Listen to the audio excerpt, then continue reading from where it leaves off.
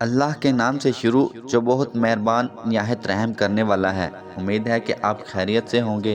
معزز ناظرین، ہم اس ویڈیو میں آج آپ کو بتائیں گے کہ حابیل اور قابیل کون تھے، دنیا میں پہلا قتل کیوں ہوا اور کس وجہ سے ہوا، انسان کو دفنانے کا طریقہ زمین میں کس نے سکھایا۔ یہ سب جاننے کے لیے آپ ہمارے ساتھ رہیں اور ویڈیو پوری دیکھیں۔ نئے آنے والے سے گزارش ہے کہ وہ چینل کو بھی سبسکرائب کر لیں۔ حابیل اور قابیل حضرت آدم علیہ السلام اور حضرت حوا علیہ السلام کے حقیقی بیٹے تھے، لیکن خدا کی قدرت کے دونوں بھائیوں کا مزاج اور عادت میں زمین و آسمان کا فرق تھا۔ بڑا بھائی قابیل غصے کا تیز، بد زبان اور برائی کی طرف راغب رہتا تھا، اور اس کا ذرائع معاش کھیتی باڑی تھا، جبکہ چھوٹا بھائی حابیل نیک سیرت، متقی اور پرہیزگار انسان تھا۔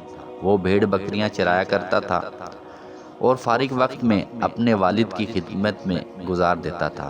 قابیل شکل و صورت میں حابیل سے زیادہ خوبصورت تھا، جبکہ حابیل واجبی خد و خال کا مالک تھا، لیکن اپنے بڑے بھائی قابیل کے مقابلے میں زیادہ طاقتور تھا۔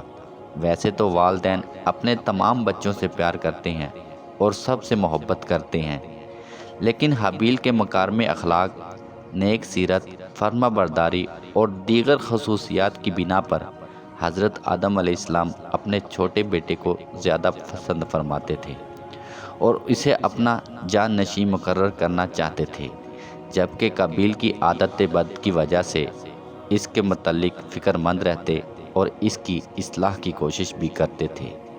قرآن مجید میں حضرت آدم علیہ السلام کے ان دونوں صاحبزادوں کے نام لے کر مخاطب نہیں کیا، البتہ تورات شریف میں ان کے نام حابیل اور قابیل بیان کیے گئے ہیں۔ حضرت عبداللہ بن مسعود اور دوسرے صحابہ سے منقول ہے کہ جب حضرت آدم علیہ السلام اور اماں حوا دنیا میں تشریف لائیں تو والد و تناسل کا سلسلہ شروع ہوا، تو ان کی نسل میں اضافے کے لیے ہر ایک حمل سے ان کے دو بچے توام یعنی جڑواں پیدا ہوتے، ایک لڑکا اور دوسری لڑکی۔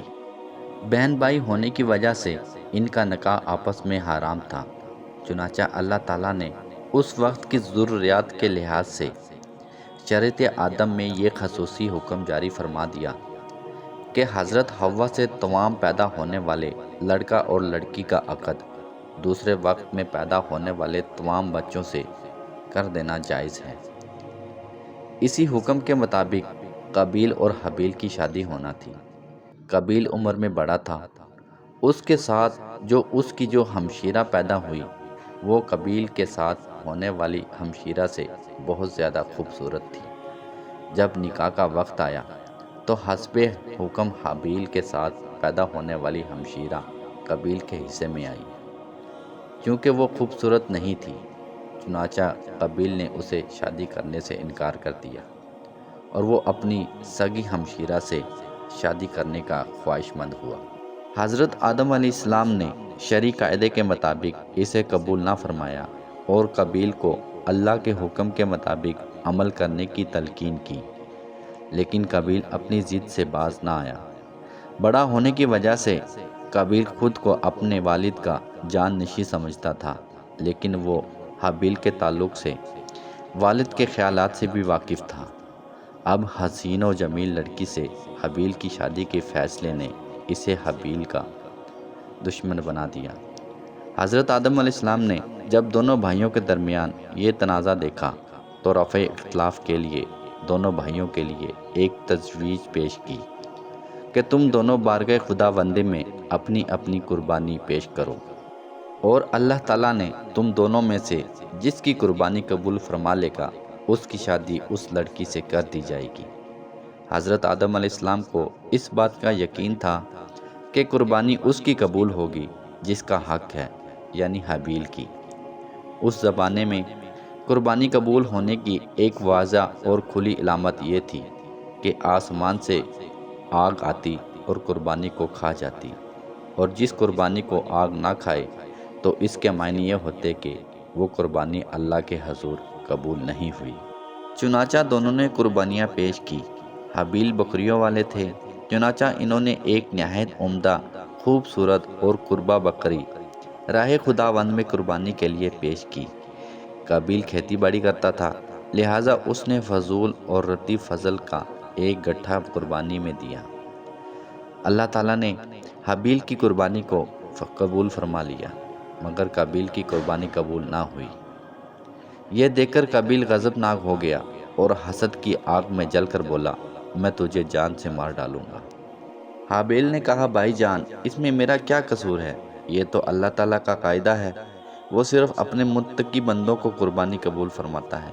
اگر آپ مجھے قتل کرنے کے لیے اپنا ہاتھ چلائیں گے تب بھی میں آپ کو قتل کرنے کے لیے اپنا ہاتھ نہیں چلاؤں گا، کیونکہ مجھے تمام جہانوں کے پروردگار اللہ تعالیٰ کا خوف ہے۔ اگر آپ اس انتہا تک پہنچ جائیں گے کہ مجھے قتل کر دیں گے تو آپ اپنے گناہوں کے ساتھ ساتھ میری خطاؤں کا بھی بوجھ اپنے سر اٹھائیں گے۔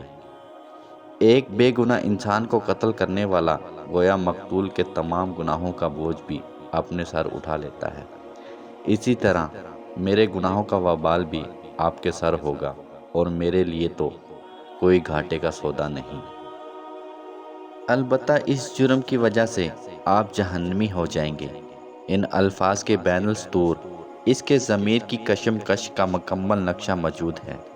ایک طرف اللہ کا خوف، نیکی کا جذبہ، خون کا رشتہ، اور دوسری طرف شیطانی ترغیب، حسد کی آگ، نفسیاتی خواہش کی اکساہٹ۔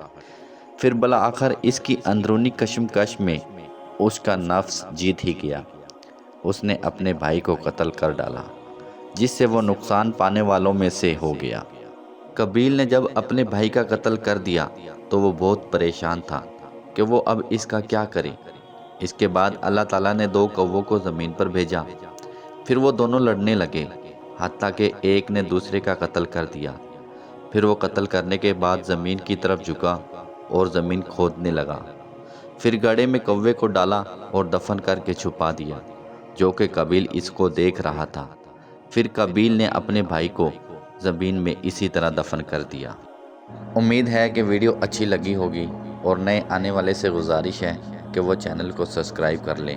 ویڈیو دیکھنے کا شکریہ، اپنا خیال رکھیے، اللہ حافظ۔